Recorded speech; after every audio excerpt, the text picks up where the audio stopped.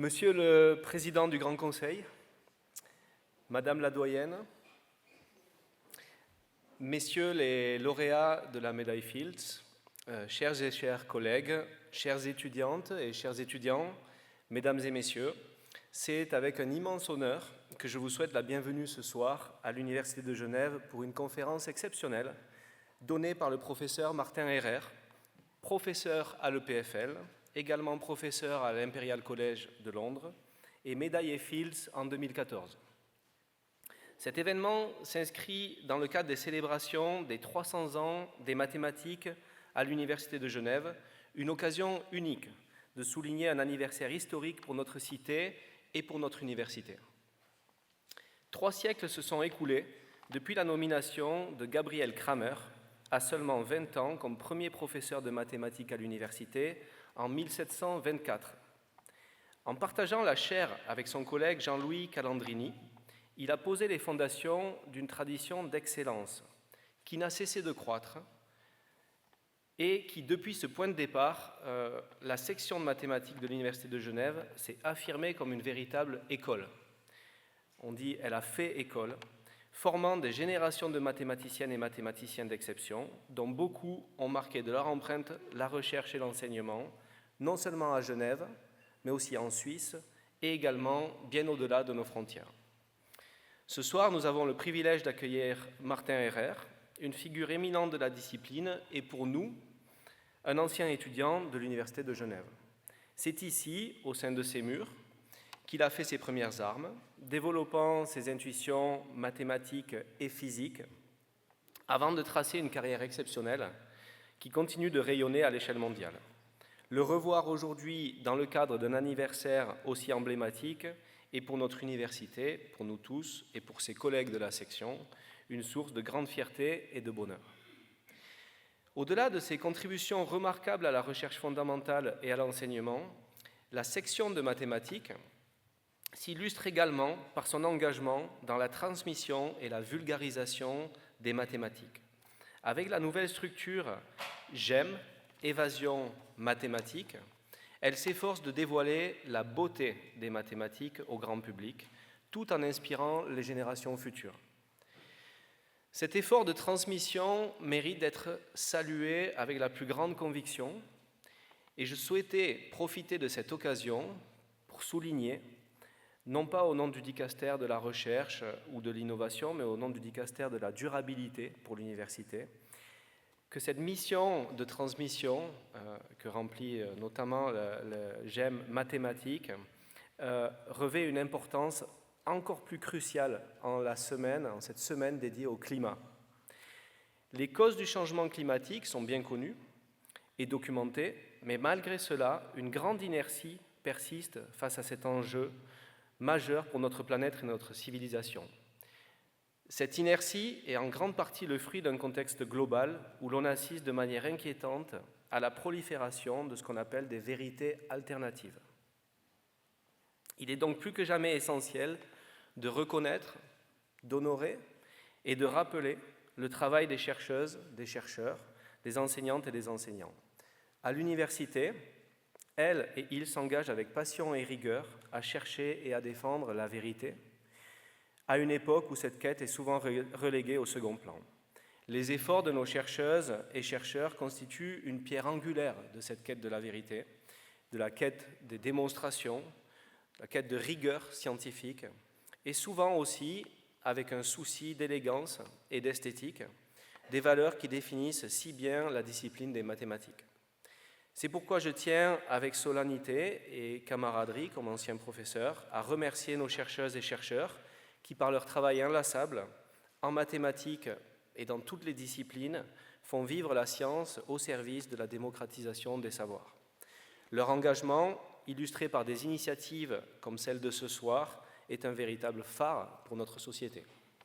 Et avec ceci, je vous souhaite une excellente soirée, une excellente conférence, et je passe la parole à ma collègue, la doyenne de la Faculté des Sciences, la professeure Bonadonna.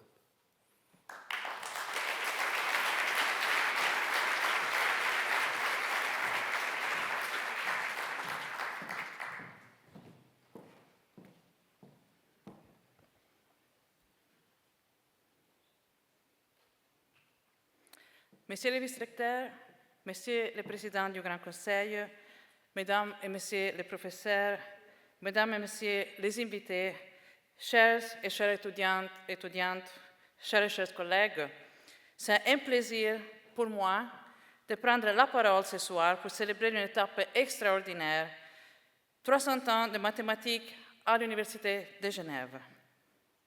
Ce soir, nous avons le privilège d'accueillir Martin Herrer, un chercheur remarquable, dont les contributions... Ça va? Merci, ça c'est mieux. Ouais. Merci beaucoup pour l'intervention en real time. Voilà, donc nous avons en fait le privilège d'accueillir Martin Herrer, un chercheur remarquable dont les contributions montrent que les mathématiques ne sont pas seulement une quête de vérité, mais un outil essentiel pour comprendre les complexités du monde. Son parcours à la croisée des mathématiques et de la physique reflète l'interdisciplinarité et la curiosité sans limite qui définissent la vision de notre faculté des sciences. Donc, permettez-moi de prendre un instant pour élargir cette perspective. Si ce soir est un hommage à l'excellence mathématique, c'est aussi une occasion de réfléchir à ce que signifie faire partie de la communauté de la faculté des sciences. Notre mission va au-delà de la simple quête de connaissances. Nous aspirons à faire de la science une force pour le bien commun. Cela signifie repousser les frontières de la connaissance, tout en imaginant comment nos découvertes peuvent transformer la société. Cela exige de promouvoir une excellence enrichie par la diversité des voies, des perspectives et des expériences. Ces valeurs, créativité, inclusion, responsabilité et engagement sont au cœur de tout ce que nous faisons. Et ce parcours d'excellence trouve son expression dans notre section des mathématiques, un acteur majeur sur la scène scientifique mondiale. Avec ses 4 médailles Fields, Vaughan Jones, Stanislas Smirnov, Martin Herrer, Hugo Dominique Copin, et ses initiatives comme l'NCCR SwissMap, reliant mathématiques et physique théorique, elle reflète le rôle unique de la faculté des sciences comme carrefour de la recherche scientifique internationale. Ce soir, en écoutant Martin Herrer, cette célébration dépasse l'hommage à un héritage impressionnant. C'est une promesse pour l'avenir, celle de continuer à explorer, à innover et à mettre nos découvertes au service de la société. C'est un appel à tous les esprits curieux, jeunes et moins jeunes, à s'engager dans cette quête commune. Mais avant de céder la parole à notre invité d'honneur, nous aurons le plaisir d'entendre la professeure Tatiana Naknipeda, une diplômée de l'Université de Genève, elle aussi, qui nous replongera dans les travaux de Gabrielle Kramer, figure fondatrice de notre section de mathématiques. Donc, je vous souhaite une soirée inspirante, riche en découvertes et en réflexions, et merci à chacune et chacun d'entre vous pour votre présence et pour la contribution que vous apportez à cette grande aventure collective qu'est la science. Une belle conférence à toutes et à tous.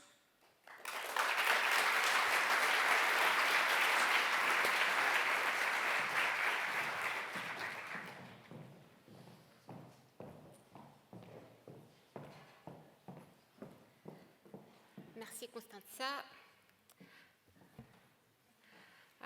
Chers invités, chers collègues, chers publics, avant de vous plonger dans les méandres des recherches mathématiques les plus actuelles avec l'exposé de Martin Herrer, on vous propose une petite excursion dans le passé, 300 ans en arrière, pour mieux comprendre ce que nous célébrons aujourd'hui.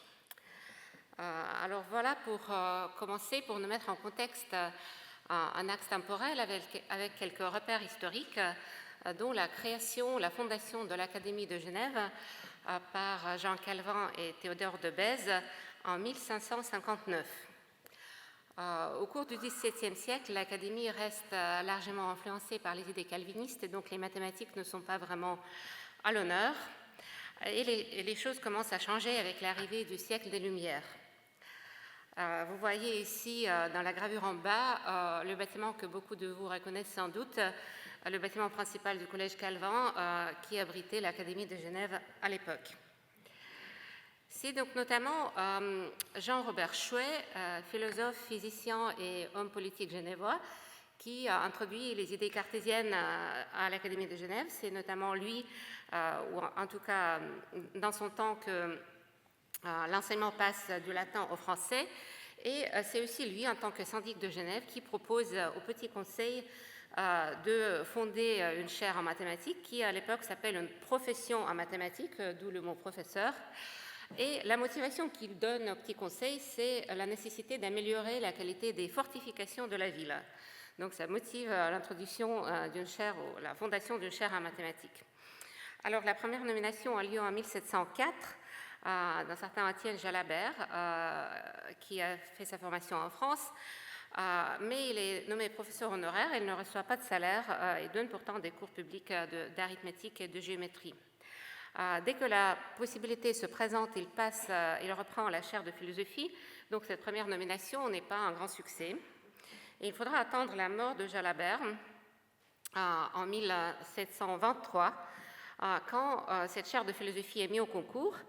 Un théologien, Amédée de la Rive, est nommé professeur, mais la commission de nomination est très impressionnée par deux candidats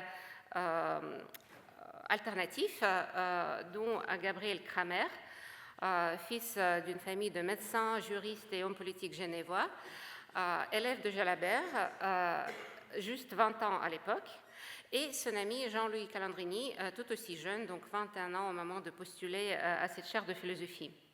Alors, la chaire n'est plus à pourvoir, mais la décision est prise en septembre 1724, et donc c'est ce que nous célébrons aujourd'hui, de créer une deuxième chaire qui s'appellera désormais une chaire de mathématiques.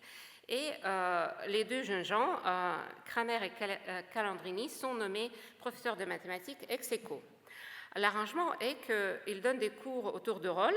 Un enseigne pendant 2 ans, tandis que l'autre voyage à travers l'Europe pour perfectionner ses connaissances. Un cahier des charges est établi. On est censé donner 4 heures de cours publics par semaine, à condition que le salaire d'un professeur de mathématiques soit égal au salaire d'un professeur de droit. Voilà. Alors, les années sabbatiques dont jouit Kramer pendant les 10 ans de cet arrangement avec Calandrini, avant que Calandrini reprenne la chaire de philosophie et Kramer occupe pleinement le poste de professeur de mathématiques à Genève, lui permettent de voyager et rencontrer les grands mathématiciens de l'époque à Bâle, à Paris, à Londres, à Berlin. Il entame une correspondance avec Euler, il devient un grand ami de la famille Bernoulli. C'est en 1748 que Kramer publie son unique grand traité, publié d'ailleurs par ses cousins Kramer, donc dans la fameuse maison d'édition Kramer à Genève. Ça s'appelle l'analyse des lignes courbes algébriques. Et c'est à la première page de l'appendice de ce traité que nous trouvons la fameuse règle de Kramer qu'on étudie encore aujourd'hui en algèbre linéaire, donc la règle qui permet de résoudre les systèmes d'équations linéaires à l'aide des déterminants. Le formalisme moderne n'existe pas encore, mais on voit déjà ici sur cette page les formules pour le calcul des déterminants des matrices 3 x 3. Donc, le traité est consacré aux équations algébriques décrivant les droites, les courbes quadratiques et les courbes de degrés 3, 4 et 5. Le progrès de recherche mathématique et la curiosité scientifique est démontré par le paradoxe de Kramer, que Kramer découvre en faisant ce travail. Donc, une courbe cubique doit être déterminée par 9 points de manière unique. Et en même temps, il trouve un exemple de 2 cubiques qui s'intersectent en 9 points. C'est clairement un paradoxe qui devient un sujet de correspondance entre Euler et Kramer. Et la conclusion à laquelle il arrive, c'est qu'il y a des exemples dans lesquels cela pourrait se produire, mais sans trouver d'explication précise que maintenant nous pouvons facilement donner à l'aide de nouveau de l'algèbre linéaire et en montrant que les points d'intersection, les 9 points, ne sont pas en position générale et donc le système est sous-déterminé. Dans son traité, Cramer admet volontiers que son travail est influencé par un travail antérieur de Newton. Ce qui est assez remarquable, c'est que, fidèle à son esprit de mathématicien, il se plaigne de manque de démonstration dans le travail de Newton. Donc je pense que tout mathématicien dans la salle serait d'accord avec ce que Cramer dit. Il est fâcheux que M. Newton se soit contenté d'étaler ses découvertes sans y joindre les démonstrations. Après, il ajoute pourtant une interprétation un peu trop subjective à mon goût. Il dit qu'il est préféré le plaisir de se faire admirer à celui d'instruire. Alors, c'est toujours cette idée d'instruire, de démontrer et d'expliquer, toujours avec cette idée que Cramer aborde un autre grand défi de sa carrière, c'est l'annotation, l'édition scientifique et la publication des œuvres complètes du probabiliste Jean Bernoulli, un de ses grands amis, qu'il achève en 1743 et l'œuvre est publiée à Lausanne. J'aimerais terminer cette petite parenthèse sur Gabriel Cramer et son héritage mathématique et genevois par les paroles à propos de cet ouvrage du mathématicien français Jean d'Alembert. Ce recueil précieux, fait avec un soin et une intelligence qui mérite la reconnaissance de tous les géomètres, est dû à l'un des plus célèbres disciples de l'auteur. Cramer, professeur de mathématiques à Genève, que l'étendue de sa connaissance dans la géométrie, dans la physique et dans les belles-lettres rendait digne de toutes les sociétés savantes, et dont l'esprit philosophique et les qualités personnelles relevaient encore les talents. Merci pour votre attention.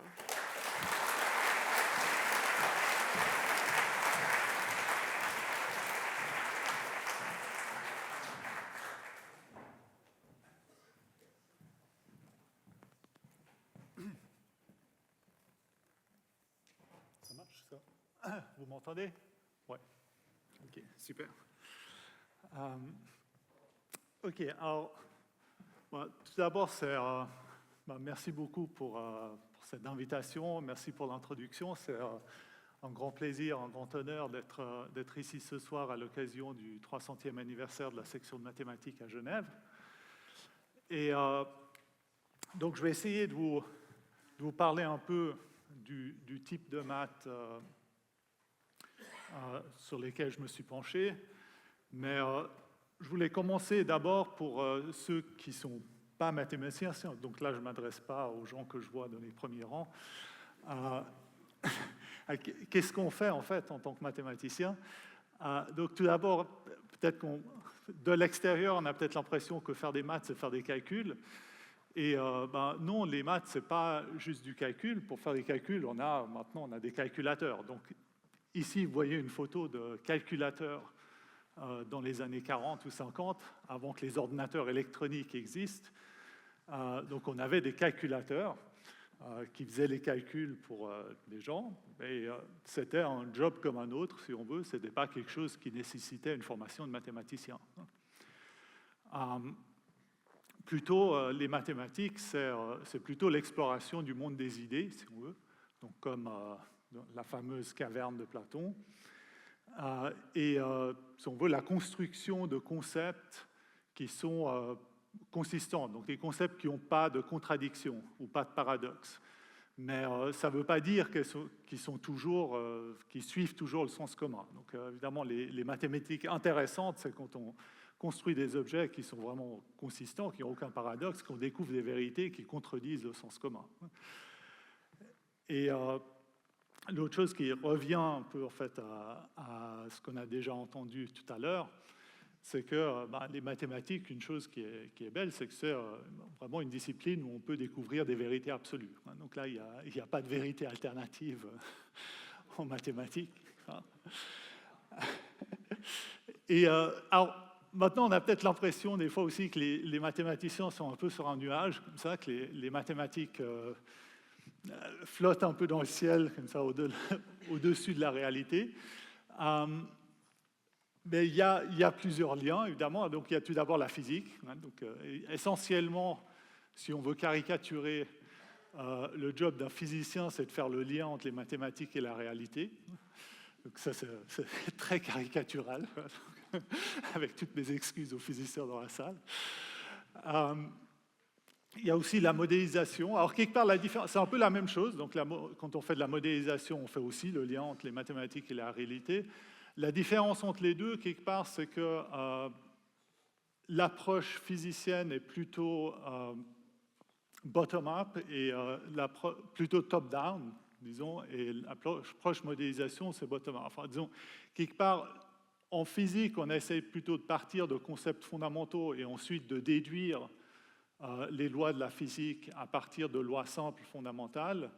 Donc, en modélisation, on dit, bon, on part d'un système très compliqué, c'est trop compliqué pour pouvoir déduire ces lois à partir de lois fondamentales, et donc on essaye directement d'essayer de trouver des modèles mathématiques qui le décrivent sans passer par les lois fondamentales. Et ensuite, il y a aussi des simulations numériques qui font le lien aussi avec les ordinateurs. Les ordinateurs, c'est assez rigolo parce que c'est évidemment, les ordinateurs, ça fait partie de la réalité physique, mais quelque part, c'est aussi proche, c'est ce qu'on a de plus proche quelque part d'une version physique des mathématiques. Donc un ordinateur permet vraiment de faire des mathématiques aussi, ou de vérifier, par exemple, des preuves mathématiques. Et alors, vraiment, les mathématiques sont extrêmement vastes, donc je ne vais pas du tout vous parler de toutes les mathématiques. Les mathématiques sur lesquelles je travaille surtout, c'est ce qu'on appelle la théorie des probabilités. Et alors, évidemment, on a tous une intuition, on a une sorte de compréhension intuitive des probabilités, donc on sait tous plus ou moins qu'on a, si on joue à pile ou face, il y a une chance sur deux qu'on obtienne pile, il y a une chance sur deux qu'on obtienne face, et donc on a une probabilité 50%, 50%. De manière générale, on parle de probabilité souvent dans les situations où on a une expérience qui a plusieurs issues possibles et on n'a pas suffisamment d'informations pour pouvoir déterminer l'issue de manière certaine. Et donc, on va essayer de décrire, d'assigner des probabilités aux différentes issues. Et il y a plusieurs interprétations. Ce qui est intéressant avec les probabilités, c'est que, par exemple, là, il y a différents types de situations. Les interprétations sont légèrement différentes. La théorie mathématique qui est derrière est la même. Mais il y a des situations objectives, si on veut, où on a une interprétation a posteriori, où si on a une expérience qu'on peut répéter beaucoup de fois dans des situations identiques, comme par exemple jouer à pile ou face, on peut simplement jouer à pile ou face 10 000 fois, et puis on verra qu'on obtiendra pile à peu près la moitié du temps et face à peu près la moitié du temps. Et donc c'est comme ça qu'on associe les probabilités 1,5. Mais si on prend par exemple l'issue des élections aux États-Unis, on ne le fait qu'une fois. Donc l'élection en 2024 ne va pas se répéter. En 2028, ça va être très différent. En 2020, c'était très différent. Mais on parle quand même de probabilité. On dit qu'il y a telle et telle chance qu'un des candidats va gagner l'élection. Et là, la situation est vraiment, ce n'est pas la même interprétation, parce qu'on ne peut pas répéter ça simplement 10 000 fois. Et là, la probabilité représente plutôt une croyance, ou quelque part, c'est quelle est la mise qu'on mettrait pour un pari où on gagne 1 franc si l'événement en question se produit. Donc ça, quelque part, on dit que quelque chose a une probabilité de 40% de se produire si on était prêt à mettre 40 centimes pour avoir une chance de gagner 1 franc si l'événement se produit. D'accord ? Mais donc là, on voit bien que c'est quelque part plus subjectif. C'est-à-dire peut-être que moi, je pense que l'événement va se produire avec une probabilité de 40%. Peut-être que Hugo va penser que l'événement se produit avec 60%. Donc peut-être que lui va mettre une mise de 60 centimes, alors que moi, je vais sûrement en mettre une de 40. Donc dans ce sens-là, la probabilité d'un événement, ce n'est pas forcément quelque chose comme la température qu'on peut mesurer de manière objective, toujours. Alors, maintenant, donc on a ces événements auxquels on peut associer des probabilités. En tant que mathématicien, on va avoir des principes de comment est-ce qu'on peut associer ces probabilités. Alors, il y a 2 grands principes qui nous permettent de faire ça.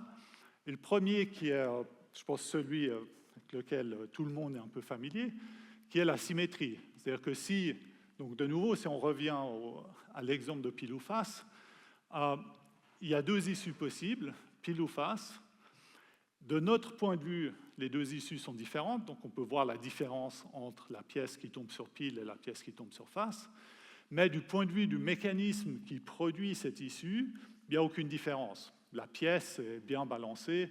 Du point de vue de la pièce, que ça arrive à pile ou face, il n'y a aucune raison de préférer l'un à l'autre. Donc dans ce genre de situation, on va associer forcément la même probabilité aux différentes issues possibles, vu que le mécanisme qui les produit n'a aucune manière de distinguer entre eux. Et donc là, forcément, comme les probabilités doivent s'additionner à 1, il y a deux issues possibles, donc on assigne une probabilité 1,5 à chacune des deux issues possibles. Mais il y a un autre principe qui est plus subtil et qui est peut-être moins connu du grand public, qui est ce qu'on appelle l'universalité. Donc en quelques mots, quand on a des situations où beaucoup d'aléas se combinent, beaucoup d'aléas indépendants se combinent pour donner une issue, alors souvent les probabilités qu'on voit à un certain événement dépendent pas tellement des détails en fait, des différents aléas qu'ils produisent. Donc l'exemple ici, c'est ce qu'on appelle le théorème central limite. Par exemple, si on additionne des quantités indépendantes, donc par exemple, je peux jouer à pile ou face 100 fois, et je dis 1 si c'est pile, 0 si c'est face. Donc en moyenne, si j'additionne ça à chaque fois, en moyenne, je vais obtenir 50, à peu près. Et si maintenant je fais une statistique, si je répète cette expérience beaucoup de fois, ici je la répète 1000 fois, et ici je mets des croix, donc horizontalement on a les valeurs entre 0 et 100, c'est les différentes valeurs possibles, si je joue à pile ou face 100 fois, et verticalement le nombre de fois que si je fais ça, je répète ça 1000 fois, le nombre de fois que j'obtiens les différentes valeurs possibles. Donc au milieu, quelque part, on a 50, on voit que c'est vers 50 que ça arrive le plus souvent, aux alentours de 50, puis ensuite ça décroît très vite. Si on fait ça 10 000 fois, on voit quelque chose de similaire, mais ça devient de plus en plus proche de cette espèce de courbe lisse là, qu'on appelle la distribution gaussienne. Et celle-là, elle est vraiment universelle, dans le sens que si, au lieu d'additionner 1 et 0, si on obtient pile ou face, on lançait un dé et on assigne n'importe quelle valeur ou 6 valeurs possibles du lancer de dé, et on additionne ces valeurs-là, et qu'on fait des statistiques sur les courbes qu'on obtient, on obtiendrait exactement la même courbe. C'est exactement la même forme qui apparaîtrait. Donc dans beaucoup de situations de ce type, où il y a beaucoup de choses aléatoires, un peu indépendantes qui s'additionnent, la distribution gaussienne va toujours apparaître. C'est pour ça que souvent, en statistique, en probabilité, on voit cette distribution avec cette forme précise qui apparaît. Et donc ça, c'était quelque chose qui a déjà été remarqué donc, par, vous voyez ici, au XVIIIe, début du XIXe siècle, cette universalité de la distribution gaussienne. Alors, maintenant, donc le premier principe que je vous ai mentionné, la symétrie, ça paraît très simple. Donc, s'il y a différentes issues possibles qu'elles sont toutes équivalentes, il faut leur donner la même probabilité. Mais même pour quelque chose d'aussi simple, il y a des pièges. Donc, je vais vous expliquer un petit problème qui montre un piège dans lequel on peut tomber. Donc, c'est ce qu'on appelle le paradoxe des deux enveloppes. Donc, imaginez-vous que j'ai deux enveloppes et l'une contient 2 fois plus d'argent que l'autre. Donc, la première contient une certaine quantité d'argent, l'autre contient 2 fois plus. Mais on ne sait pas laquelle contient 2 fois plus. D'accord ? Et maintenant, je vous demande de choisir une enveloppe. Et je vous donne l'enveloppe, vous l'ouvrez. Vous voyez une quantité d'argent et je vous donne un choix. Donc, soit vous gardez cet argent, soit vous changez d'avis et vous prenez ce qu'il y a dans l'autre enveloppe. Okay ? Et donc, vous ouvrez l'enveloppe, vous voyez une quantité X. Dans l'autre enveloppe, forcément, il y a soit 2X, soit X sur 2. Parce que tout ce qu'on sait, l'information qu'on a, c'est juste qu'une enveloppe contient 2 fois plus que l'autre. Et donc maintenant, est-ce qu'il faut changer d'avis? Bon, évidemment, on veut en moyenne recevoir autant d'argent que possible. Okay? Donc si je change d'avis, qu'est-ce que j'obtiens en moyenne? Donc si je garde l'enveloppe que j'ouvre, ben, j'obtiens X. Si je change d'avis, j'ai une chance sur 2 d'obtenir 2 fois plus et une chance sur 2 d'obtenir la moitié. Donc en moyenne, je vais obtenir 1,5 fois x sur 2 plus 1,5 fois 2x, ce qui fait 5x sur 4, ce qui est plus que x. Donc ça veut dire qu'il faut que je change toujours d'avis. Mais ça veut dire que je savais déjà dès le départ que je devrais changer d'avis. Donc j'aurais dû déjà choisir l'autre enveloppe. Mais après, le même raisonnement s'applique. Donc, okay, donc ça n'a aucun sens. Donc ce qui se passe ici, c'est qu'en fait, quelque part, on a supposé que toutes les valeurs avaient la même probabilité parce qu'on a dit, OK, on n'a aucune information. Et donc, il faut qu'on assigne la même probabilité aux 2 possibilités. Mais en fait, déjà, ce n'est pas vrai parce que imaginez-vous qu'on joue au même jeu, mais au lieu que ce soit 2 fois plus dans une enveloppe, c'est 1000 fois plus. Maintenant, je vous donne l'enveloppe, vous l'ouvrez, et il y a 10 000 francs dedans. Donc ça veut dire quoi? Ça veut dire que dans l'autre, il y a soit 10 francs, soit 10 millions. À votre avis, est-ce que je vais vraiment vous donner 10 millions? Probablement pas.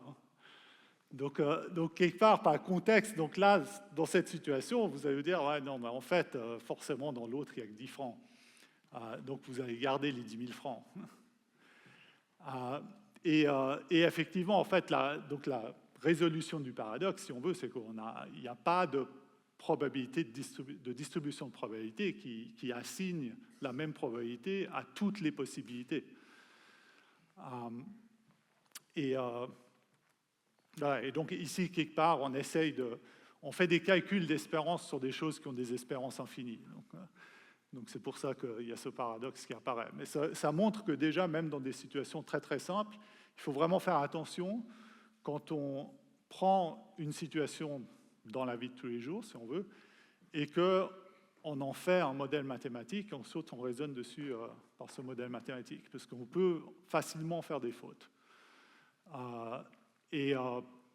Donc là, par exemple, évidemment que dans cet exemple-là, c'est juste un exemple qui n'a pas vraiment de lien avec la vie de tous les jours, mais il y avait une affaire en Grande-Bretagne il y a, je ne sais plus quand c'était, peut-être il y a une vingtaine d'années maintenant, de Sally Clark, qui a été accusée de tuer ses enfants parce que elle avait un bébé, le bébé est mort de mort subite, si on veut.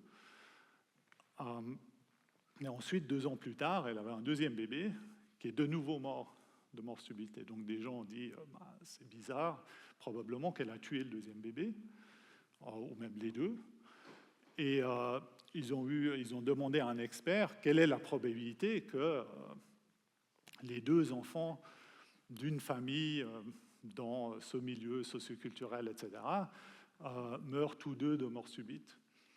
Et l'expert a regardé les statistiques, il a dit OK, alors pour une famille de ce type, etc., la probabilité est à peu près 1 sur 20 000 à peu près un bébé sur 20 000 meurt de mort subite. Donc la probabilité qu'il y en ait 2, c'est 1 sur 20 000 au carré, donc ça fait 1 sur 400 millions.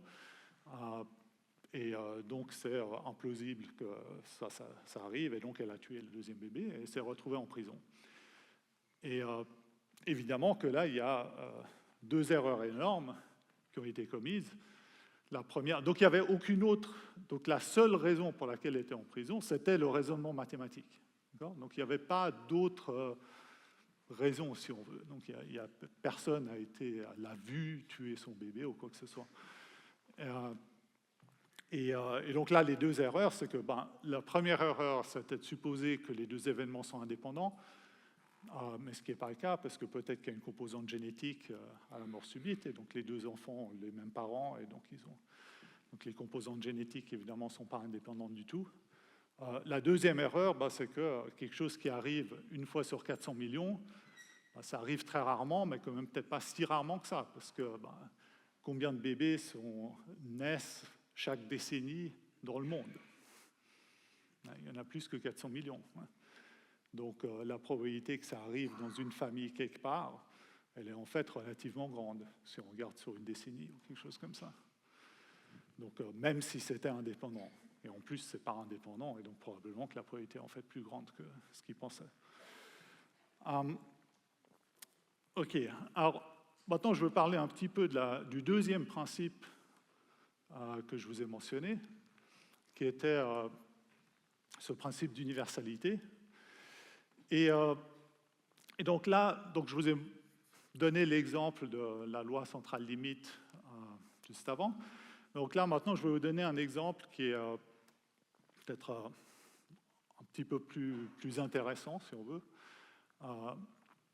mais qui est fondamentalement assez similaire, qui est la découverte de ce qu'on appelle le mouvement brownien. Donc le mouvement brownien, ça a été découvert, en fait, ça a été observé pour la première fois, non pas par Brown, donc évidemment le nom brownien, ça vient de Brown, mais par Jan Egenhuis, qui était un médecin hollandais, et ensuite par Brown aussi, qui était biologiste britannique. Donc eux, ce qu'ils regardaient, ils regardaient sous le microscope. Donc Egenhuis regardait la poussière de charbon suspendue dans de l'alcool. Brown regardait des particules de pollen suspendues dans l'eau, mais c'est plus ou moins la même chose. Donc ils regardaient ça sous le microscope. Et ils voient quelque chose comme ce qu'on voyait. Oups. Pourquoi je ne peux pas bouger ce truc lorsque... OK, alors... Bon, je ne sais pas pourquoi ça me... En principe, c'est censé bouger. Mais malheureusement, l'ordinateur me tue le curseur.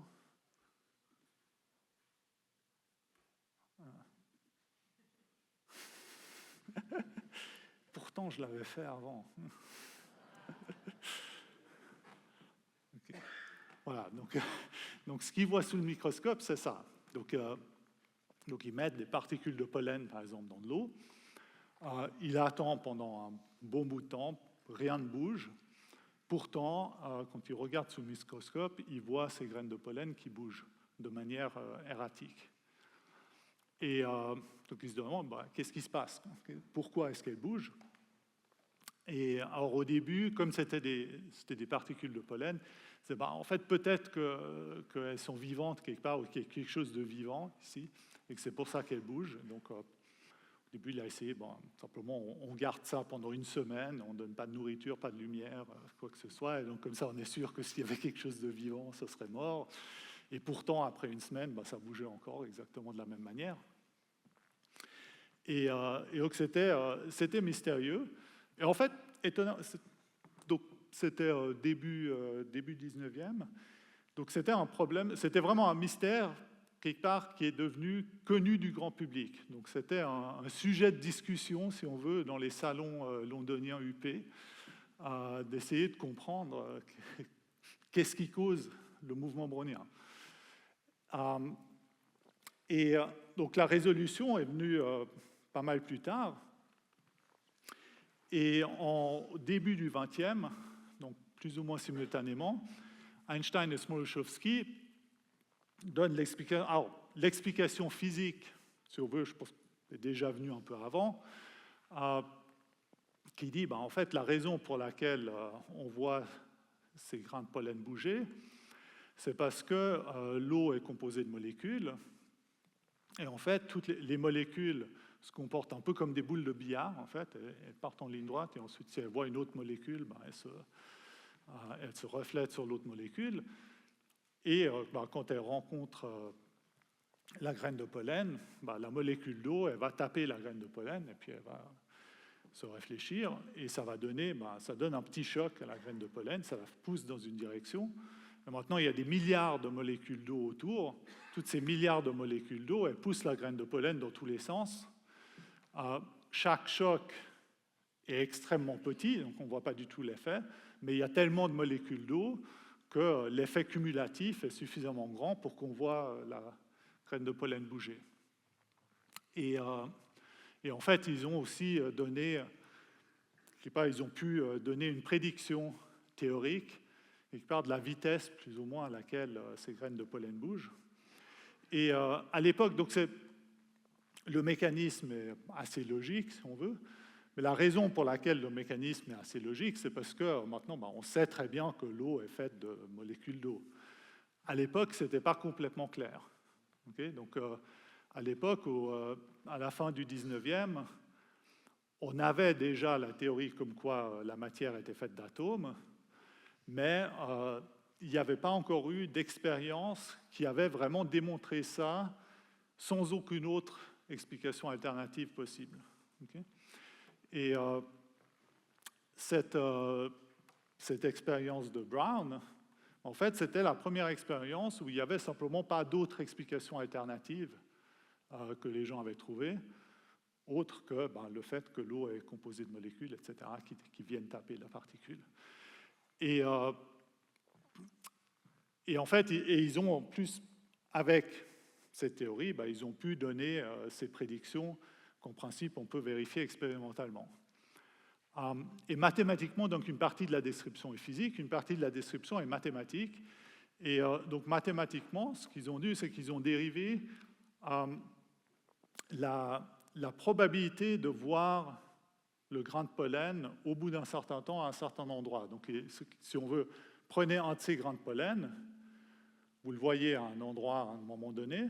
Maintenant, vous fermez les yeux pendant une seconde, le truc bouge de manière aléatoire, vous rouvrez les yeux et vous essayez de deviner où est-ce qu'il va se trouver. Donc, évidemment, ça bouge de manière aléatoire, donc ça ne va pas se trouver, on ne peut pas savoir exactement où ça va se trouver, mais quand même, on sait que ça va se trouver peut-être, si on ferme les yeux pendant pas trop longtemps, on sait que ça va se trouver pas trop loin du point d'où on est parti. Okay, ça ne va pas être complètement distribué complètement uniformément sur la plaque qu'on voit sous le microscope. Et donc, il y a quelque part une distribution qui va nous dire que voilà, c'est plus probable de le voir ici, c'est un peu moins probable de le voir ici.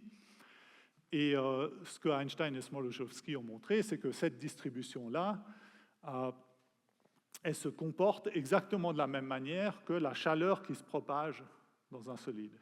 Okay, donc, si vous prenez un bout de métal, par exemple, qui est froid, et vous le chauffez à un endroit, la chaleur elle va s'étaler dans le métal. Et donc, si au début, le métal est froid partout et chaud juste à un endroit, vous attendez un petit moment et vous regardez la distribution de température, ça va aussi vous donner une distribution comme ça. Et ce qui montre, c'est que c'est exactement la même équation qui décrit les deux, qu'on appelle l'équation de la chaleur. Et donc, la prédiction expérimentale qu'ils ont donnée, Perrin l'a vérifiée ensuite quelques années plus tard, en 1908, et a eu le prix Nobel. Donc effectivement, la prédiction était bonne, et c'est ce qui a ensuite vraiment clôturé le débat sur l'existence des atomes. Donc là, ensuite, après cette expérience-là, il n'y avait plus aucun doute que la matière était faite d'atomes. Alors, ce qui est intéressant, c'est qu'à peu près en même temps, il y avait un jeune Français nommé Bachelier qui a écrit sa thèse, qui s'appelait La théorie de la spéculation, en 1900, donc juste quelques années avant. Et lui, il était intéressé à essayer de comprendre les prix de la bourse. Donc, lui, il voit que si on regarde les actions de la bourse, le prix change tous les jours. Et il voulait découvrir une théorie mathématique qui essaie de décrire comment est-ce que les prix de la bourse évoluent. Et la plupart des mathématiciens français à l'époque trouvaient que ce qui décrivait dans sa thèse, c'était d'une part pas très intéressant, d'autre part pas très mathématique, et donc il n'a pas vraiment été reconnu à l'époque. Il a eu pas mal de peine à trouver un boulot. Il avait un job à la Sorbonne au début, mais il l'a perdu au début de la Première Guerre. Et ensuite, quand il est revenu de la guerre, le job était loin. Et il a eu son premier poste permanent quand il avait 57 ans seulement. Mais en fait, le mécanisme qu'il décrit dans sa thèse, c'est essentiellement le même que celui que Einstein et Smoluchowski décrivent, où, si on veut, le prix de la bourse, le rôle de la graine, de la particule de pollen est joué par le prix de la bourse, et le rôle des molécules d'eau qui lui tapent dessus est joué par les gens qui vendent et achètent des actions. Donc chaque fois que l'un de nous achète une action, le cours de l'action en question va augmenter un tout petit peu. Parce que on va se dire, il y a des gens qui veulent acheter cette action, et donc je vais augmenter un peu le prix de l'action pour faire plus de profit. Tandis que quand on vend des actions, ça fait baisser un petit peu le cours de l'action, pour essentiellement la raison inverse. Donc c'est sûrement juste la loi de l'offre et de la demande, si on veut. Et donc le mécanisme est le même. Il y a beaucoup de gens qui vendent et achètent des actions. L'effet de chaque personne individuelle sur le cours de l'action est microscopique, mais il y a tellement de gens qui vendent et qui achètent des actions tous les jours qu'on voit le cours de l'action évoluer en fait quand même pas mal au cours d'une journée. Et dans sa thèse, Bachelier montre aussi que mathématiquement, si on regarde la probabilité de voir l'action à un instant donné avoir un prix donné, est donnée aussi par cette équation de la chaleur. Donc c'est exactement, il a dérivé exactement la même équation. Et donc là, vous voyez qu'on a en fait quelque part le même objet mathématique qui apparaît de manière complètement différente. Donc d'une part, en essayant de comprendre le mouvement brownien et finalement donc essayer de comprendre le fait que la matière est faite d'atomes, et d'autre part, essayer de comprendre le cours de la bourse. Bon, a priori, ça n'a rien à voir. Mais quelque part, abstraitement, les mécanismes sont à peu près les mêmes. Et donc, on voit on a le même objet mathématique qui apparaît. Et donc, bon, Bachelier, il n'a pas eu beaucoup de chance dans sa carrière, mais après, il y a des gens qui se sont basés sur ses travaux et qui ont eu beaucoup plus de chance que lui. Donc, en particulier, Black et Scholes, moi, c'est un des premiers modèles, si on veut, pour les cours de la bourse, qui ont eu le prix Nobel d'économie en 1997, et qui sont en fait pas mal basés sur les travaux de Bachelier. Donc évidemment, maintenant, Bachelier est très reconnu, mais bon, à l'époque, pas vraiment. Alors, donc on a cet objet. Maintenant, quel est l'objet mathématique quelque part sous-jacent? Donc dans les deux cas, il y avait cette équation de la chaleur qui apparaissait. En fait, Wiener, dans les années 20, donc Wiener, c'était un prof au MIT, à Boston. Lui, dans les années 20, lui, c'était un mathématicien. Et dans les années 20, il construit vraiment un objet mathématique qui décrit le mouvement brownien dans le sens où, si on veut, on va avoir une sorte de notion de fonction aléatoire. Donc, pas juste un nombre aléatoire, mais vraiment des fonctions aléatoires. Donc ici, voilà, donc là c'est un exemple, si on veut, de réalisation d'une de ces fonctions aléatoires construites par Wiener. Et là, c'est vraiment, si on veut, l'objet mathématique idéalisé qui associe une sorte de fonction aléatoire à l'équation de la chaleur qui apparaissait dans les deux travaux précédents que je vous mentionnais. Et ensuite, en fait, dans les années 50, Dansker a montré que vraiment cet objet mathématique était universel, dans un certain sens. C'est-à-dire que dès qu'on a une situation où quelque chose évolue sous l'effet d'influences aléatoires, mais qui sont suffisamment indépendantes, etc., et qu'on regarde ce qui se passe à des échelles suffisamment grandes, on voit ce mouvement brownien apparaître. Donc, Dansker a vraiment montré, si on veut, l'universalité du mouvement brownien. Et donc là, bon, tout ce que je vous ai raconté jusqu'à présent, donc là, c'était des maths des années jusqu'aux années 50. Donc, c'est pas vraiment contemporain, on va dire. Donc là, je vais vous parler dans les 5-10 dernières minutes. Juste vous parler aussi un petit peu de maths contemporaine. Et donc là, l'exemple que je veux donner, c'est celui des croissances d'interface. Donc vous imaginez une situation où on a un plan, donc on a une situation en 2 dimensions, où on a 2 régions qui sont séparées par une interface. Donc l'exemple ici, c'est le feu de forêt, où on a une région qui est la région qui a déjà brûlé, et l'autre région qui est celle qui n'a pas encore brûlé, et qui est séparée par une interface qui est le front de flamme. Et on voit que dans cette situation aussi, le front de flamme, il a la propriété qui va se propager dans une direction et pas dans l'autre. Donc ce qui a déjà brûlé ne va pas rebrûler. Donc le front de flamme, il va envahir la partie qui n'a pas encore brûlé, mais il ne va jamais reculer. Et il va faire ça de manière un peu aléatoire. Il y a des bouts qui vont brûler un peu plus vite, il y a des bouts qui vont brûler un peu moins vite, etc. Donc on voit que l'évolution du front de flamme, ça va être quelque chose d'aléatoire. Et maintenant, ce qu'on voudrait, c'est avoir un modèle mathématique, si on veut, universel, qui décrit l'évolution d'un front de flamme, comme ça, ou en fait de n'importe quelle situation un peu du même type, à partir de juste principe premier, en partant, si on veut, de modèles mathématiques simples et en regardant ce qui se passe à très grande échelle. Et donc ça, c'est quelque chose que sur les gens, c'est un problème sur lequel les gens ont travaillé en fait pas mal pendant ces 20-30 dernières années. Donc ça, c'est vraiment un problème assez récent. Il y a plusieurs autres situations du même type. Donc là, par exemple, je montre cette image-là. C'est une expérience à cristaux liquides où on a un cristal liquide comme ce qu'on a dans un affichage de télé ou un vieil affichage de calculatrice ou ce genre de choses. Le cristal liquide, il a 2 phases différentes. Donc soit il laisse passer la lumière, soit il ne laisse pas passer la lumière.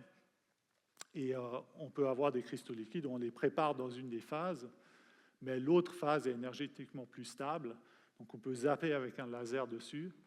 Et là où le laser touche, ça passe dans l'autre phase. Donc visuellement, ça passe au noir, si on veut. Donc on peut peindre, si on veut, une ligne noire sur la surface de cristal liquide. Mais ensuite, comme le noir est plus stable, cette ligne noire, elle va s'élargir. Mais elle va s'élargir aussi de manière un peu aléatoire et on peut regarder les fluctuations du bord de cette ligne noire. Et donc là, c'est ce qu'on voit. Donc ça, c'est juste une photo sous un microscope de ce genre de situation. Et là, la ligne noire, elle s'élargirait, donc elle monterait vers le haut. Et on s'intéresse à voir comment est-ce que ces fluctuations évoluent au cours du temps. Et puis ici, là, c'est aussi, ça, c'est un exemple d'un plus mathématique qui serait juste, on prend ici un jeu de Tetris, si on veut, mais où on ne joue pas. On a simplement les piles de Tetris qui s'empilent, les briques de Tetris qui s'empilent. Donc vous imaginez un jeu de Tetris très très très large. On a les briques de Tetris qui tombent du ciel et elles s'empilent simplement, donc on n'essaie pas forcément de les imbriquer très bien l'une dans l'autre. Donc là on voit quelque chose comme ça. Mais si on regarde ce qui se passe à grande échelle, on voit quelque chose comme ça. Donc là, maintenant, je fais la même chose beaucoup plus vite, vu de loin. Et donc là, on voit bien qu'il y a cette énorme pile de briques de Tetris, et il y a le haut de la pile qui va évoluer de manière aléatoire. Donc ça va toujours monter. Donc là, évidemment, on monte avec à la même vitesse. Donc on a l'impression que c'est plus ou moins, ça reste plus ou moins au même endroit, mais c'est juste parce que l'image monte avec la pile, si on veut. Et là, on voit bien que le haut, on a l'impression que ça va former une sorte de courbe assez continue qui évolue de manière aléatoire. Et donc, de nouveau, est-ce qu'il y a un objet mathématique idéalisé qui décrit l'évolution de cette courbe? Et donc, ce à quoi on s'attend maintenant par universalité, c'est que dans toutes ces situations-là, l'objet mathématique qui décrit l'évolution est elle-même, en fait. Et voilà, donc là, il y a encore plusieurs simulations d'autres petits modèles un peu du même genre que celui des briques de Tetris, qui, on voit, là on voit à l'œil plus ou moins que ça donne des fluctuations assez similaires. En fait, mathématiquement, c'est vraiment un challenge. Ça, c'est quelque chose où ce n'est pas encore un problème résolu. Donc, ce n'est pas comme le théorème central limite, où maintenant on comprend vraiment très très bien quand est-ce que la gaussienne apparaît, etc. Ici, là, c'est une situation où maintenant on sait quel est l'objet limite auquel on s'attend, l'objet idéalisé mathématique, mais ça, il a seulement été décrit il n'y a même pas 10 ans. Donc, c'était un article en 2016 de Matetsky, Quastel et Remennik. Donc maintenant, on a cette description, mais qui est assez récente. Et il y a quelques modèles très précis pour lesquels on a une preuve que le comportement à grande échelle est décrit par cet objet idéalisé. Mais il y en a encore beaucoup, comme par exemple celui des briques de Tetris, où il n'y a pas de preuve du tout. Donc ça, c'est encore un problème ouvert mathématique. Par contre, là où on comprend mieux ce qui se passe, c'est des situations où l'interface peut fluctuer dans les deux directions. Donc là, les exemples que je vous ai donnés, c'était des exemples où on a une région qui envahit l'autre. Donc comme les piles de Tetris, elles s'empilent, donc ça monte seulement, ça ne descend jamais. Le front de flamme, il avance dans une direction, il ne revient jamais en arrière. Même chose pour les cristaux liquides. Mais il y a aussi des situations un peu similaires où on a une interface qui sépare deux régions et où les deux régions sont complètement symétriques. Et donc l'interface n'a aucune raison d'aller plus dans une direction que dans l'autre. Et donc dans ce genre de situation-là, on comprend beaucoup mieux en fait l'objet limite. Il est beaucoup plus proche du mouvement brownien, par exemple, ou du théorème de la gaussienne dans le théorème central limite. Et donc maintenant, ce qu'on peut se demander, c'est est-ce qu'on arrive à décrire des situations qui sont presque symétriques.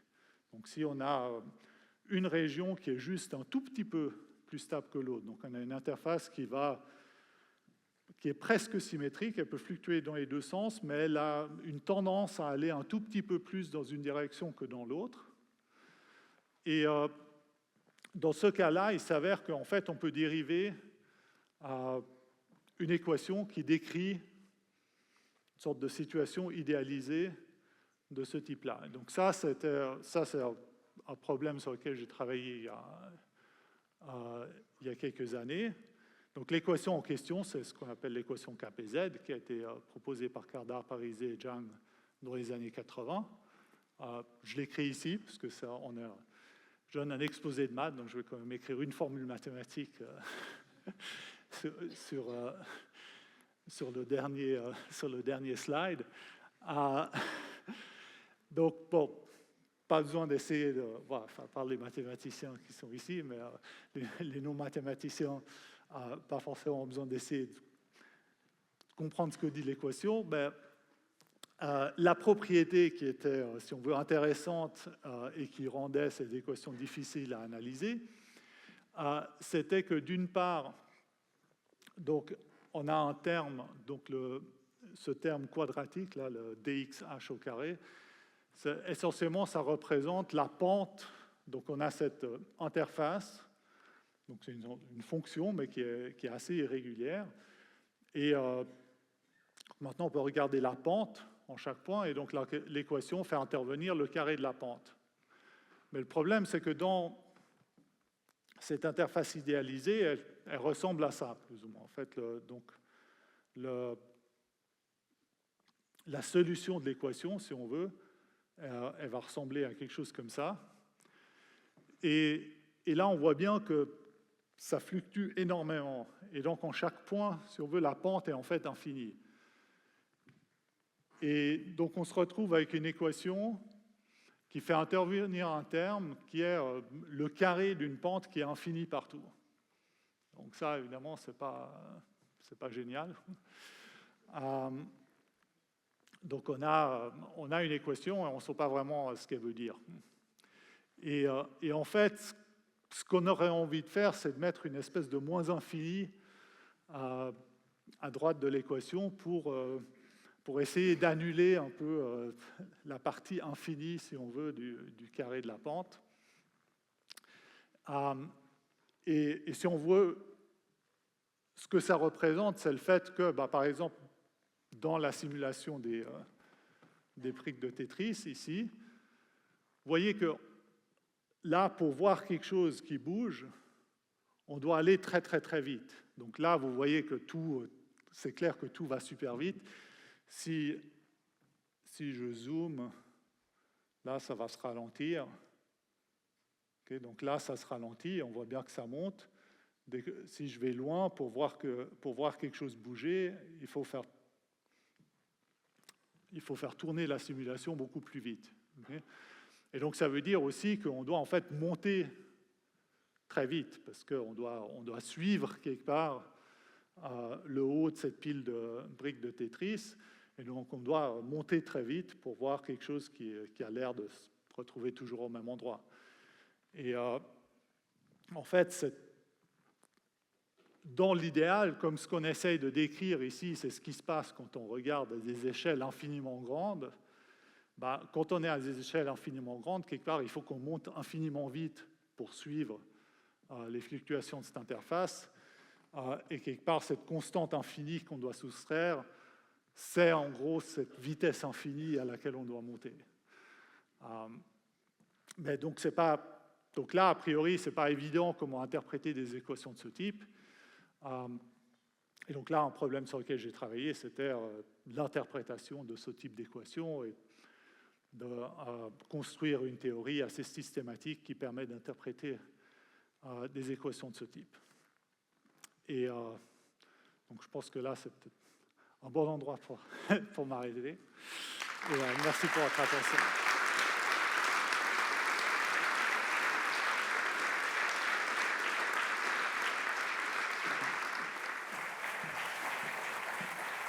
Merci beaucoup, Martin. Je vais t'inviter à venir t'asseoir par ici et boire un petit peu. Profites-en, tu as un peu de répit.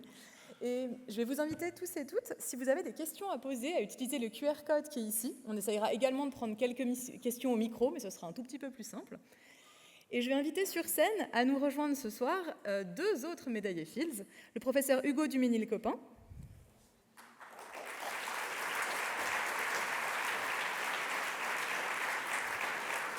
et le professeur Stanislav Smirnov.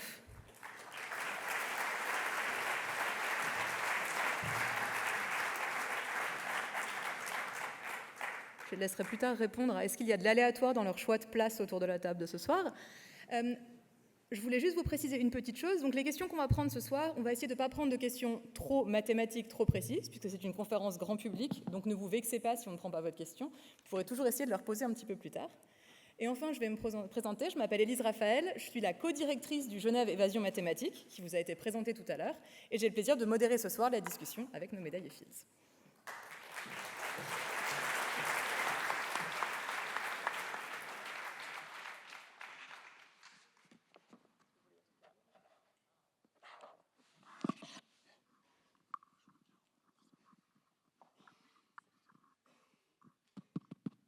Parfait. Donc, pendant qu'on va laisser Martin boire, on va lui donner 2 minutes. La première question qui vient du public, c'est en fait une description du quotidien des mathématiciens et mathématiciennes. À quoi ressemble votre quotidien? Et c'est une question qui est posée aussi pour un jeune homme de 15 ans qui s'intéresse aux mathématiques. Et puisqu'on a dit qu'on essaie du répit à Martin, j'invite Hugo et Stas à commencer. À quoi ressemble votre étudiant? Quotidien. À quotidien? Ton quotidien. Ah, ok. Mon étudiant, c'est... oui, quotidien, je ne sais pas...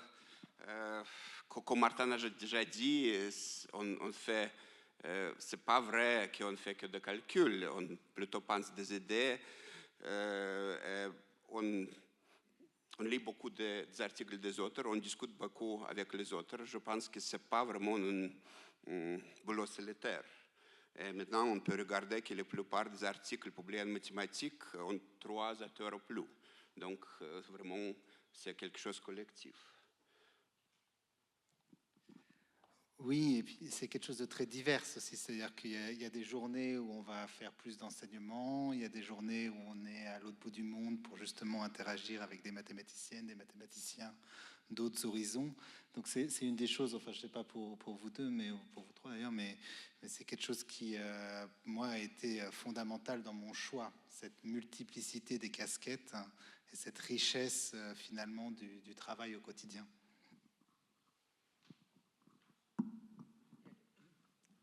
Oui, et puis aussi, ça marche, ouais. Effectivement, puis on passe aussi pas mal de temps à travailler avec ses étudiants ou collaborateurs. Maintenant, ça dépend. Alors, ça peut arriver aussi qu'on soit simplement coincé sur quelque chose et qu'on a envie de résoudre un problème. On avait l'impression que ça marchait d'une certaine manière. On avait déjà pas mal investi de temps. Et puis, tout à coup, on voit qu'en fait, non, la direction qu'on avait prise ne fonctionne pas. Et donc, à ce moment-là, il faut aussi faire les choix où est-ce qu'on va quand même essayer de persister et de pousser plus loin avec l'espoir que ça va quand même marcher, ou bien est-ce qu'on abandonne et on passe à autre chose. Vous êtes tous les trois, donc 3 médaillés Fields, 2010, 2014, 2022. Vous partagez quand même des domaines de recherche assez proches. Donc, comme on l'a dit, Hugo a été l'élève de Stas. Martin, tu es quand même dans un domaine qui est proche aussi. Vous êtes plutôt dans les probabilités. On demande comment vos recherches vous affectent dans les situations du quotidien. Moi, je vais vous demander du coup, est-ce que les probabilités que vous faites dans la vie vous impactent dans le quotidien? Est-ce que vous vous en servez?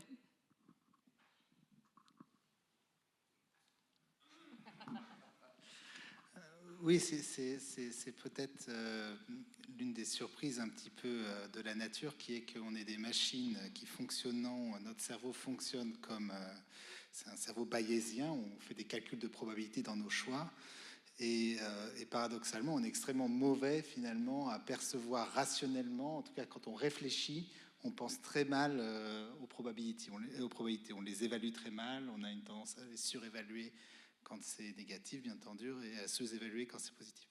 Donc, au moins une chose qui est vraie, pas spécifique à nous trois, je pense, mais à tous les probabilistes, c'est que on apprend un petit peu quand même à se rendre compte de nos propres erreurs. Donc, ce qui est très étrange et très intéressant, c'est qu'on les fait quand même.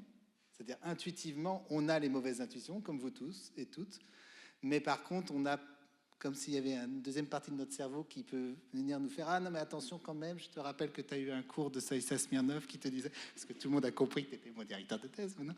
Mais donc, il y a ce petit cerveau qui est l'inverse du reptilien, en quelque sorte, le cerveau du probabiliste, qui vient vous rappeler que, attention, là, il y a un biais. Je veux dire, les deux enveloppes, la première intuition, on est aussi perturbé, même en tant que probabiliste, en fait. Et derrière, par contre, on est capable de dire « Attention, là, on a une loi uniforme sur les nombres entiers, c'est pas possible, etc. etc. » Oui, je pense que Martin a déjà dit que la probabilité est assez difficile et parfois contre-intuitif. Et il y a dans les manuels de statistique ou probabilité, il y a beaucoup d'exemples. Il y a vraiment une histoire tragique d'une femme qui a passé 3 ans en prison en Angleterre à cause de vraiment arguments stupides sans aucune valeur mathématique.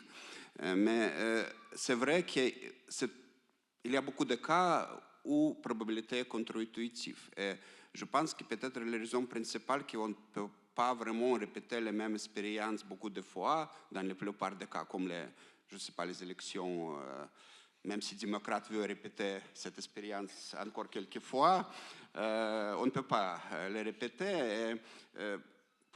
C'est la raison pourquoi l'intuition pas très développée chez nous, qu'on voit des choses où on n'a qu'une expérience, mais on veut quand même prédire.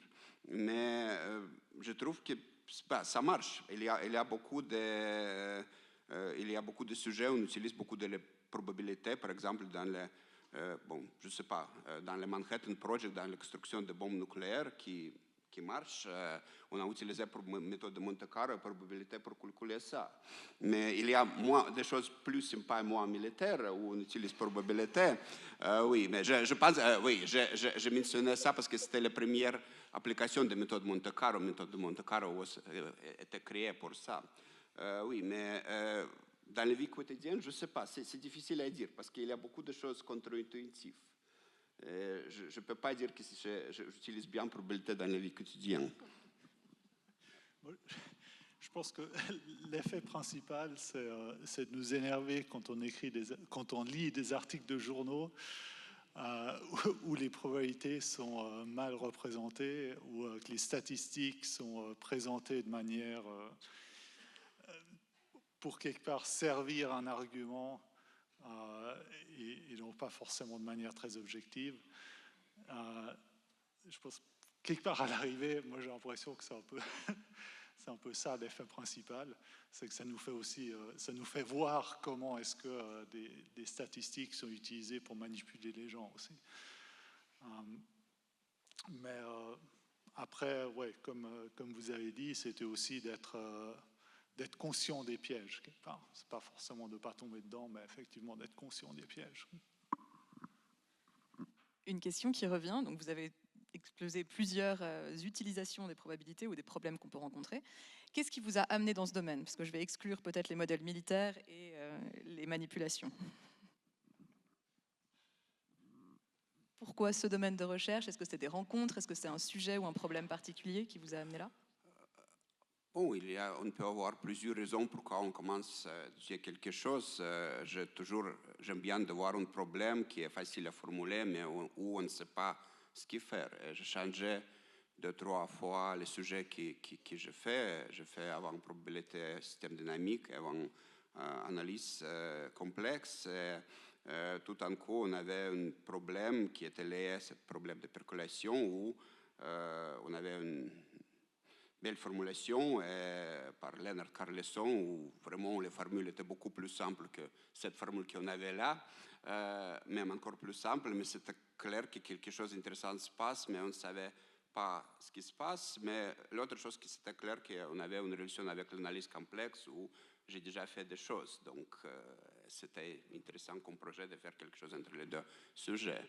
Mais pour moi, c'est plutôt le problème. J'aime bien de voir un problème avec une formulation précise et intéressante. Bon. Personnellement, c'est un peu rigolo parce que quand je suis arrivé vers la fin de mes études, ce qu'on appellerait master maintenant, qui était diplôme à l'époque, je savais pas vraiment. Je savais que je voulais continuer dans la recherche et que bon.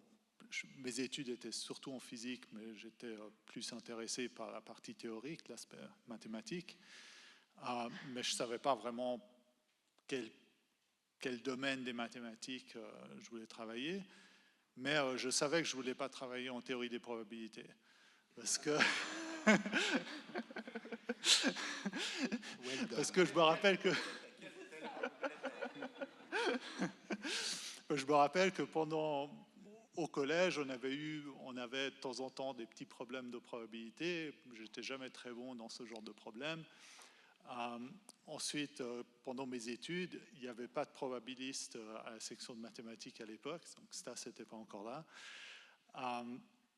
Et il y avait un probabiliste avant, mais il venait juste de partir à la retraite. Et donc, je n'avais pas vraiment en fait, suivi de cours de probabilité. Il y avait un cours qui était donné par quelqu'un qui n'était pas probabiliste, et donc c'était pas un très très bon cours. Et donc je savais que ça c'était quelque chose qui m'intéressait pas trop et que je voulais pas faire. Et donc le problème sur lequel j'ai commencé à travailler au début de ma thèse, c'était un problème, si on veut, probabiliste, mais qui était présenté de manière très analytique. Et donc je commençais à travailler dessus vraiment avec des outils d'analyse, absolument aucune théorie des probabilités. Et il y avait un étudiant, un thésard précédent, du même directeur de thèse. Donc lui, il était en train de terminer sa thèse, Luc. Lui, il m'a introduit un peu à la théorie des probabilités. Donc, il m'a montré un peu qu'en fait, on pouvait faire des trucs qui avaient l'air intéressants. Et donc là, je commençais à prendre goût un peu. Et à un moment donné, plus ou moins au milieu de ma thèse, je m'étais retrouvé complètement coincé sur un problème. Et pendant une année, je ne savais pas du tout quoi faire. Et je regardais dans toutes les directions de comment est-ce qu'on pouvait attaquer ce problème. Et il n'y avait rien qui marchait. Et finalement, j'ai trouvé qu'en fait, en prenant le point de vue probabiliste, il y avait une façon d'attaquer ce problème. Et donc c'est ça qui m'a converti ensuite.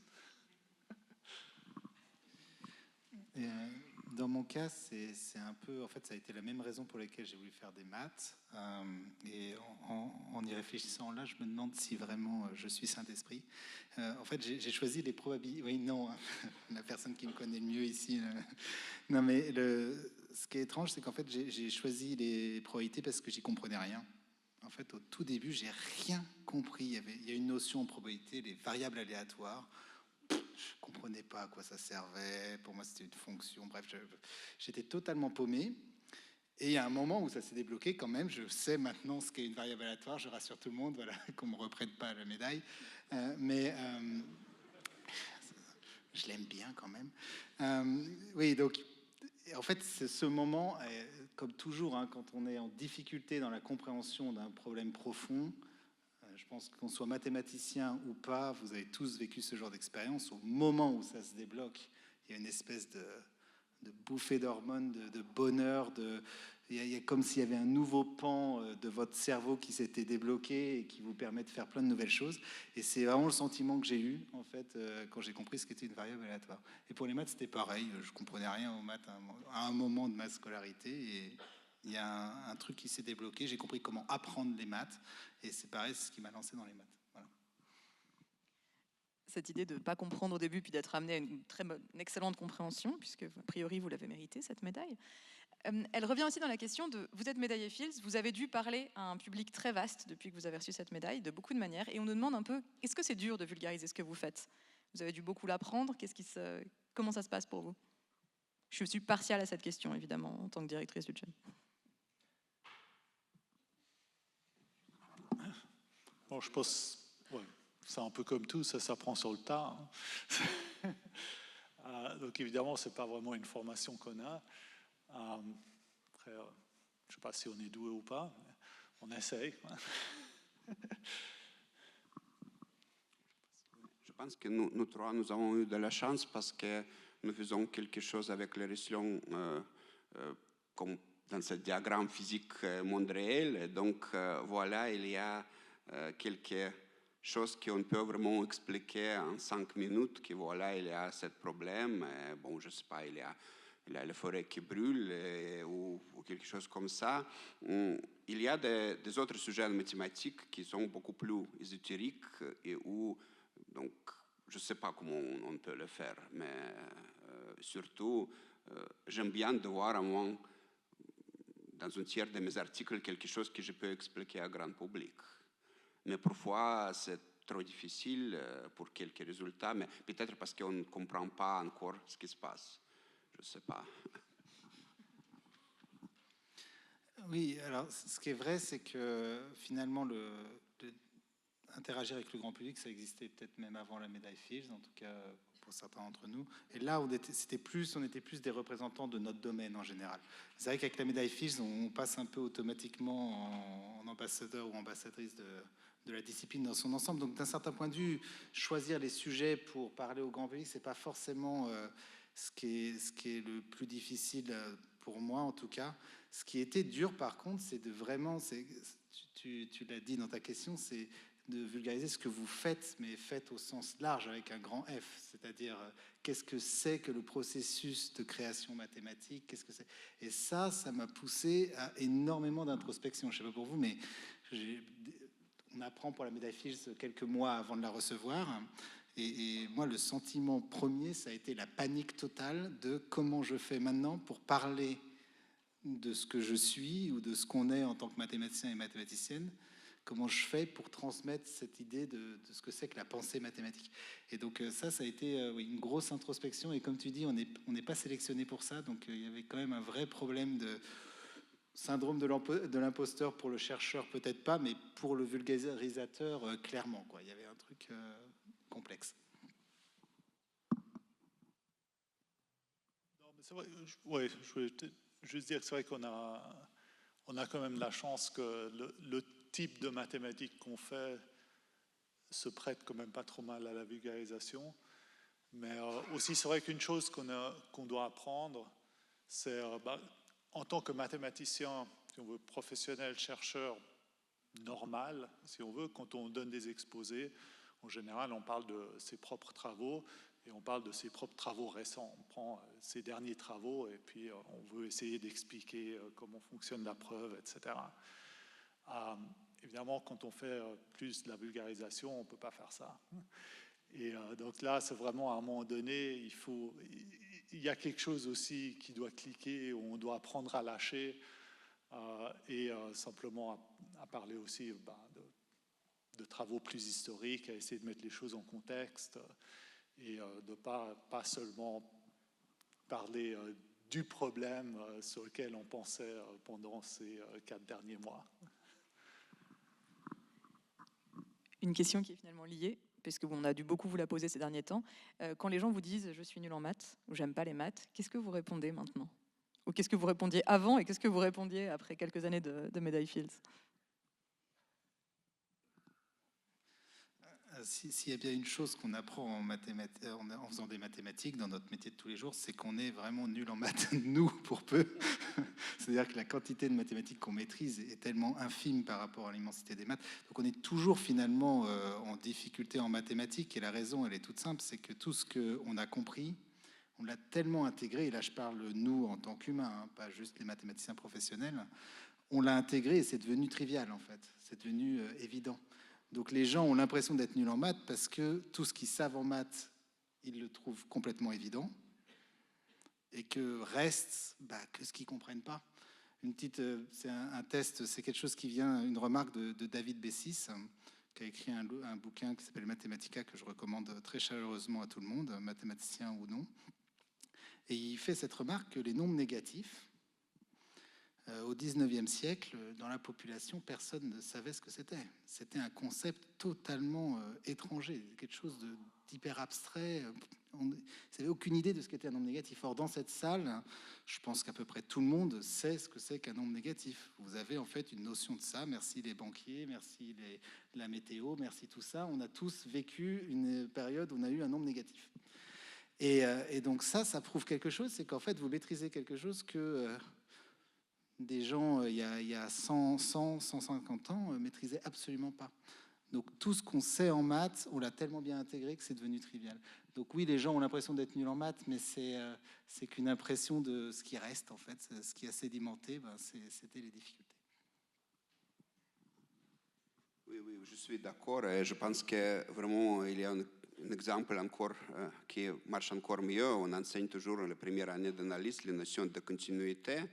Et je trouve que c'est toujours, on voit que c'est une grande difficulté pour tous les étudiants. Et je me souviens que pour moi, à l'époque, c'était une difficulté parce que c'est un truc assez logique, mais c'est déjà, on dit pour chaque epsilon, il y a delta tel que blablabla.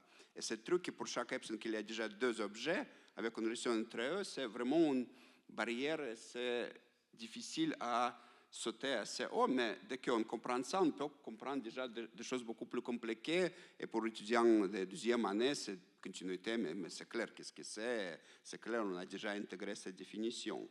Mais c'est toujours, il y a beaucoup de choses en maths que je ne comprends pas, ou même des choses qui sont déjà faites par les autres, mais les choses qui n'étaient faites par personne. Donc, c'est quelque chose où il faut s'attendre encore plus haut. Mais bon, il faut continuer. Et c'est vrai aussi que, quelque part, on apprend souvent au début à l'école, donc dans les matières, pas forcément en maths, donc toutes les matières qu'on apprend à l'école, on reçoit des informations et on est censé régurgiter quelque part les informations qu'on reçoit. Et souvent, on ne nous demande pas tellement d'essayer de comprendre les choses. Et si on essaye cette approche avec les maths, on voit que ça ne marche pas trop. On peut essayer d'apprendre des recettes de cuisine, on peut essayer de reconnaître certains types de problèmes et ensuite de savoir quelles sont les recettes de cuisine qui s'appliquent. Et c'est quelque part ça, l'instinct au début, c'est de faire ça, c'est d'essayer de reconnaître certains types de problèmes et puis d'apprendre des recettes de cuisine et puis ensuite de savoir, voilà, si on a un problème de ce type, il faut utiliser telle formule et telle règle, la règle de 3, machin, etc. Et c'est vraiment pas comme ça que les maths fonctionnent. Et c'est ça qui est peut-être qui peut créer souvent un blocage. C'est que ça peut être difficile de changer de perspective et puis d'essayer de vraiment comprendre ce qui se passe plutôt que d'essayer de rester à l'endroit où on essaye juste de reconnaître les choses et de trouver la bonne recette de cuisine qui s'applique. Et peut-être souvent, on peut se retrouver avec une sorte de blocage à ce stade. Et ça, c'est normal, et c'est naturel. Il y a beaucoup de gens qui, je pense, peut-être tout le monde, en fait, jusqu'à un certain point, se retrouve avec ce blocage. Et puis, à un moment donné, il faut essayer de... Quelque part, il faut pas avoir peur d'essayer de comprendre, quelque part, plutôt que... Non, mais... mais c'est vrai que c'est... Parce que ça peut paraître... quelque part, c'est plus dur d'essayer de comprendre que d'essayer de trouver la bonne recette. Mais à l'arrivée, une fois que à l'arrivée, on a plus de récompenses, intellectuellement aussi, avoir vraiment compris ce qui se passe, plutôt qu'avoir juste appris à trouver la bonne recette et à résoudre le problème, mais sans vraiment comprendre pourquoi est-ce que c'est cette recette-là, et d'où vient la recette, pourquoi est-ce que cette recette fait ce qu'elle est censée faire. Peut-être une dernière question pour conclure. On vous demande, une fois que vous avez résolu un problème, qu'est-ce que vous faites? À quoi vous passez? Alors je sais que Hugo avant a évoqué cette sensation de bonheur une fois qu'on a compris quelque chose. Je veux aussi rappeler que la médaille Fields, ça s'obtient avant l'âge de 40 ans pour des découvertes exceptionnelles. Donc c'est de loin pas la fin d'une carrière.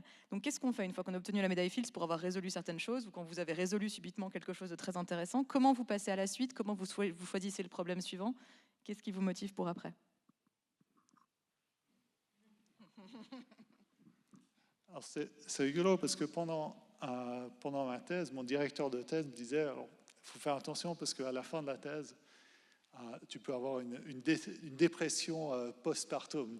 Donc c'est une fois, on travaille là-dessus pendant 3 ans, 4 ans. On écrit sa thèse et puis après c'est fini. Et tout d'un coup, la question, pourquoi, faut pas qu'on se retrouve dans une situation où tout d'un coup on ne sait pas quoi faire et qu'on se retrouve déprimé parce que on a tellement travaillé là-dessus et puis tout d'un coup il y a ce vide.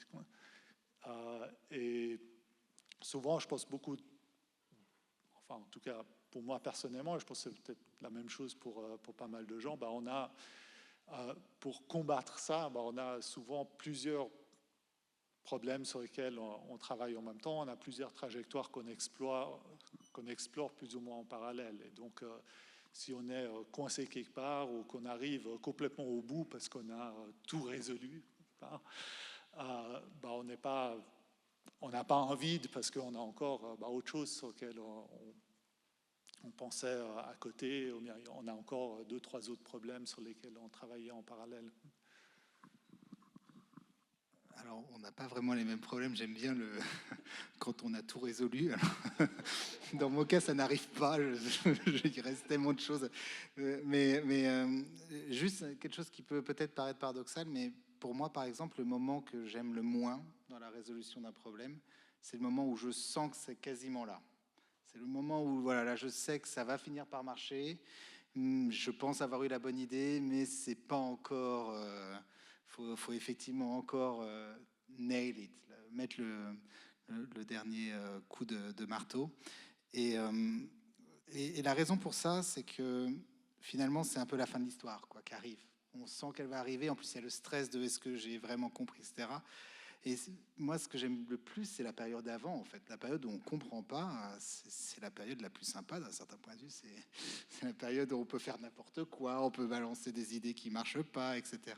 Et donc, du coup, en général, 10 minutes après avoir été content d'avoir résolu un problème, j'ai déjà le problème d'après qui m'arrive en pleine face en me disant « Ah super, une nouvelle histoire, j'y comprends rien, c'est super, et on y va ». Mais c'est vrai que, en tout cas dans mon cas, quand je résous quelque chose, il y a 4 problèmes qui apparaissent, quoi. Vous arrivez en haut de la montagne et il y a 5 nouveaux pics à aller gravir et qui ont l'air encore plus hauts et encore plus beaux que la montagne que vous avez gravie jusque-là. Oui, je suis totalement d'accord. D'abord, j'aime bien juste le travail de mathématicien, je vais faire les recherches. Le début de recherche, c'est un problème quand on ne comprend rien, on ne sait pas ce qu'il faire. Ça peut être très intéressant. Je suis d'accord que les derniers mots, quand on sait qu'on va le faire, mais il y a des petits trucs techniques, ça me prend 3 années ou 30 années, ou je ne sais pas, ça c'est pas peut-être hyper sympa, mais toujours, j'aime bien ce moment de voir, comprendre, le moment quand on comprend enfin que ce qui est l'idée dedans, qu'est-ce qui se passe, et parfois ça arrive juste comme ça, dans une seconde, on comprend que tous, et avant, il y a une seconde avant, c'était complètement dans un brouillard, et c'est bien, il y a beaucoup de problèmes, il y a toujours des pics après, et, oui, parfois ça arrive, peut-être on peut penser de quelques exemples en mathématiques, disons une géométrisation de variétés en dimension 3D, c'est fin d'histoire peut-être. Mais quand même, il y a des problèmes qui restent. Dans la plupart des sujets où je travaillais, c'est toujours, on montre quelque chose, mais il y a des choses encore plus intéressantes dedans. Après, de plus, je pense qu'il y a beaucoup de liens intéressants avec des autres sujets en sciences naturelles. Physique était mentionné, mais je pense que maintenant, c'est plutôt l'âge de biologie, mathématiques, on dit ça déjà depuis, je ne sais pas, 50 d'années, mais maintenant, il y a vraiment cette période où on peut collecter beaucoup de données en biologie, donc on peut vraiment faire, comme on dit en anglais, data-driven science, on peut essayer d'analyser ces données. Il y a beaucoup de problèmes mathématiques qu'on va voir en biologie, surtout en informatique, avec l'intelligence artificielle, il y a presque 0 mathématiques dedans, donc il y a beaucoup de progrès technologiques, mais donc, voilà, il y a beaucoup de problèmes en mathématiques fondamentales, mais également dans les sujets à côté. Donc, il reste quoi faire, surtout avant l'âge de retraite. Donc, sur ces mots, vous savez ce qu'il vous reste à faire pour vous mettre aux maths. Beaucoup de sujets à explorer. On va vous laisser un petit peu sur votre faim avec on va arrêter les questions ici. Et je vais juste vous rappeler qu'à la sortie de cette salle, vous attend un apéritif dînatoire et qu'à 20h30, on reprendra avec un spectacle, un deuxième spectacle de la compagnie Terraquet qui s'appelle Les Indécis, cabaret statistique. Donc, on restera dans le thème. Donc, je vous invite à rester pour ça. Et je vous invite à remercier chaleureusement nos 3 médaillés Fields de ce soir.